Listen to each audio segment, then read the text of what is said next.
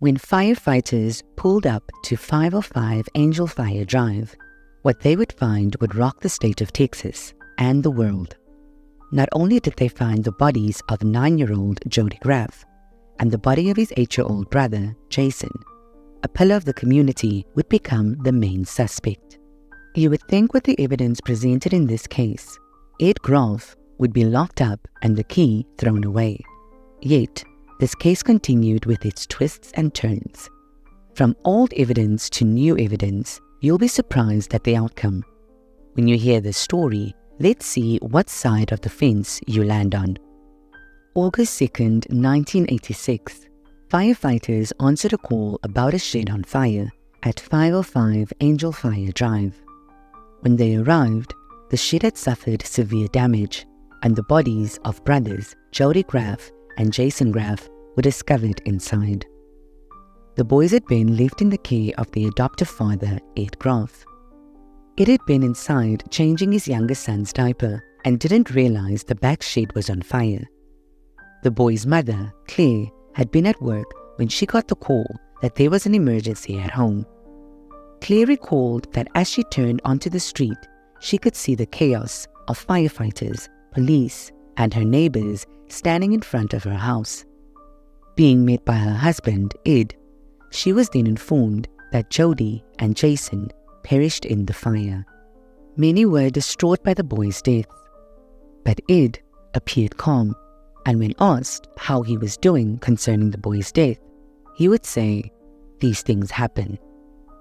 This is the first of many red flags Ed would raise concerning the boys' deaths. Ed Graf wasn't exactly the caring father most people thought he was. In the community, many thought that Ed had been a caring, dependable, and a good father, but behind closed doors, he was the abusive disciplinarian in the home. Ed didn't want the two boys around. He treated their biological son, Ed Jr., differently and would separate him from his adoptive sons. At first, the investigators deemed the fire accidental, and no one thought to look for arson. They just assumed the boys accidentally locked themselves in the shed and were playing with matches. This wouldn't sit well with Claire. She found out that Ed had taken out life insurance policies on all 3 boys. Each policy was worth $50,000, and the policy doubled if the boys' deaths were accidental. When Claire found out that Ed took the policies out only a few days before the boys' deaths, she became suspicious and decided she would go talk to the district attorney. Claire felt duped by Ed. When the two met, he showed more affection towards the boys. He even said he wanted to be a good father to the boys. Only as soon as they married, Ed changed. He not only changed towards the boys, but also towards Claire. He became abusive and controlling. Things began to make sense to Claire and those around her. Ed refused to buy the boys cereal, and when they purchased the boys' clothes for school, he forbade them to take the tags off the clothes. He would also take the clothes back to the shop, and he refunded $50 after the boys' death. Vic Frazell, the district attorney, began to look into the case after Claire and her sister brought him their suspicions about the policies. They looked into his past and found that he had been in trouble with the law before. Ed had embezzled money from the bank he worked at and owed the bank $100,000. In June of 1987, Ed was arrested for the deaths of his adoptive sons. The evidence was stacked against him. One important piece was that the day the boys died was the same day the insurance policy became effective. When asked about the policies, Ed would say that the policies were for the boys' future. How likely is it that he wasn't being an actual father to the boys? Further investigation into the fire in the shed would show a pattern of scorch marks. That pattern proved that an accelerant had been used. This was presented by the prosecution during the trial. However, its defense lawyers argued that it had been the boys that had started the fire, and they became overwhelmed quickly with smoke inhalation. As more evidence was introduced, it refuted the claim that the boys started the fire. The way the boys' bodies were found meant that they lay down side by side and would succumb to the smoke. The prosecution presented a more plausible scenario. This scenario introduced Ed taking the life of both boys and laying their bodies inside the shed. He poured the accelerant and locked the bodies inside. There was not a dry eye in the courtroom as the prosecutor further presented their case. Claire also testified along with investigators, police, and neighbors. Some people from the community also testified on behalf of Ed, saying he was a good man in the community and that he was a good father. However, that was not enough to sway the jury. Ed Graf was convicted for the murders of 9-year-old Jody and 8-year-old Jason. Initially, the death penalty was sought, but Ed received a life sentence. In Texas, arson laws were being amended and a lot of arson cases were being challenged due to the new changes. The changes came after the execution of Cameron Todd Willingham. Cameron had been arrested for arson, which caused the death of his 3 daughters. Evidence that could have saved Cameron wasn't introduced until after his execution. This brought many arson convictions to the forefront to be re-examined. One of the cases that would be challenged was that of Ed Graf. It had been 28 years, and Ed could be back in court for a second trial. His trial could and would introduce new findings in the case, and new testimony, and some of the old findings could be dismissed. This time around, they could argue that much of the evidence presented in the final trial was circumstantial. With further examination of the evidence presented in the trial of Ed Graf, the state of Texas felt that Ed deserved a new trial.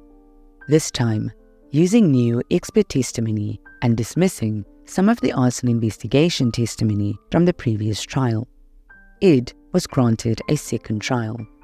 Claire and the people of Texas were furious that there was a possibility that Ed Graf might get out of prison on a technicality.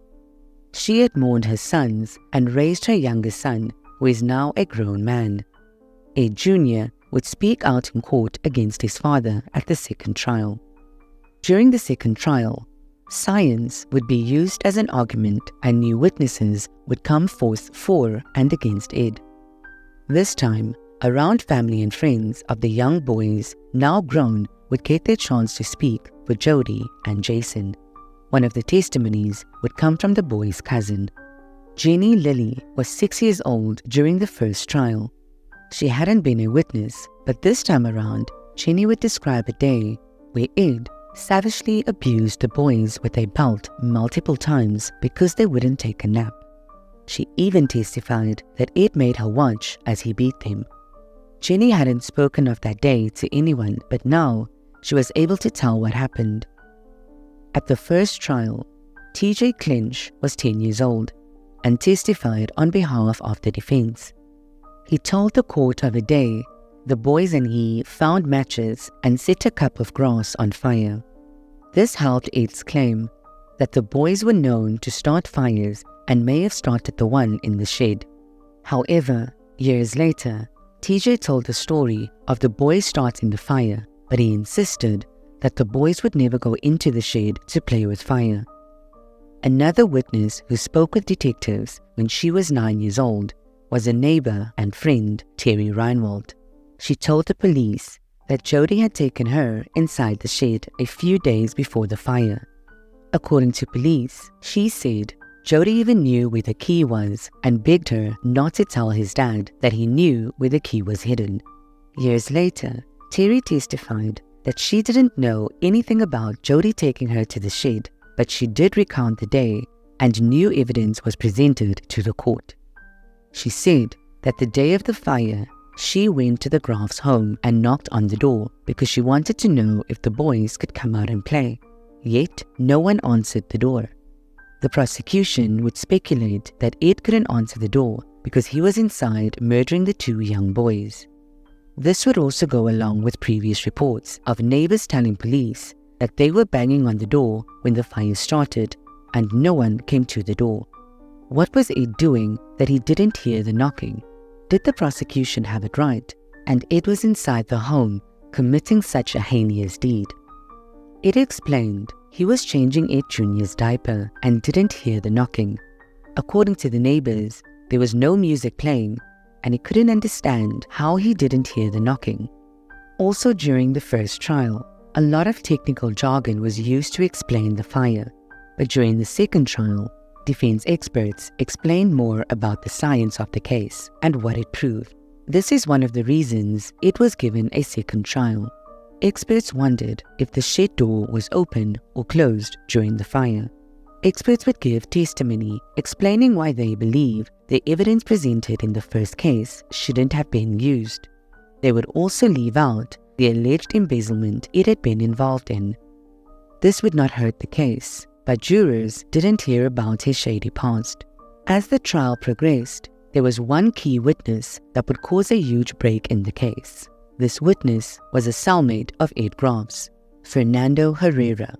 Herrera testified in the first trial and gave valuable testimony. While Graf was in prison, he confided in Herrera and told him all the horrible things he did to the boys.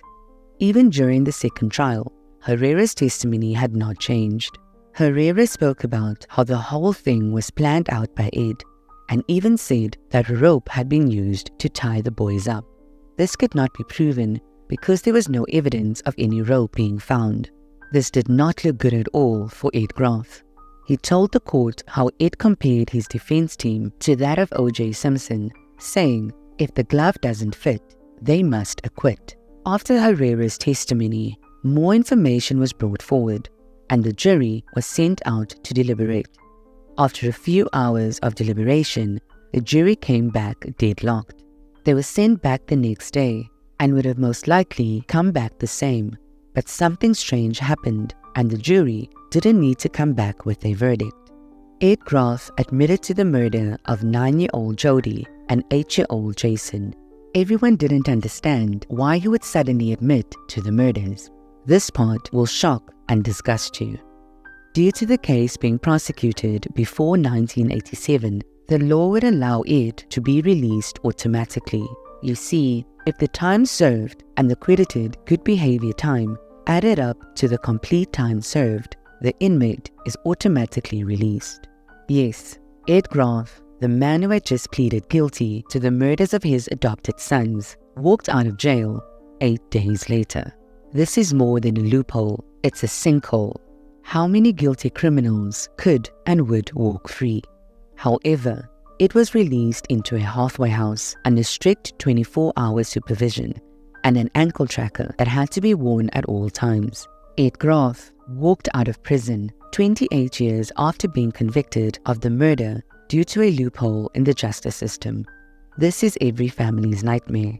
Did Ed admit to the murders because he wanted to be free, or did he admit to murder to clear his conscience? Let us know what you think in the comments.